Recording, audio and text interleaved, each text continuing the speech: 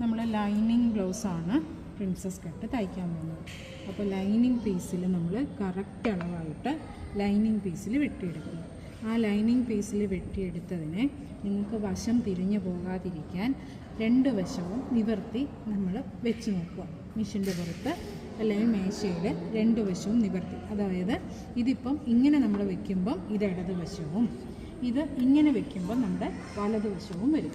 അങ്ങനെ വെച്ചതിന് ശേഷം സെൻറ്ററിൽ ഒരു പിൻ ചെയ്യുക, രണ്ടിൻ്റെയും തിരിഞ്ഞു പോകാതിരിക്കാൻ വേണ്ടിയിട്ട് മാത്രം.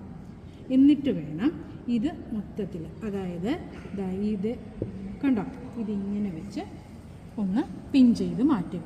നിങ്ങൾ ആദ്യമായിട്ട് തയ്ക്കുന്നവർ ഷിഫോൺ മെറ്റീരിയൽ ആണെങ്കിൽ തെന്നിപ്പോകാൻ സാധ്യതയുണ്ട്. അപ്പോൾ കട്ട് ചെയ്യുമ്പോൾ ഈ കഴുത്തിൻ്റെ ഭാഗവും താഴത്തെ ഭാഗവും ഓരോ ഇഞ്ച് എക്സ്ട്രാ ലൈനിങ് പീസ് കറക്റ്റായിട്ട് വെട്ടിക്കൊണ്ട് നല്ല പീസിനെ ഓരോ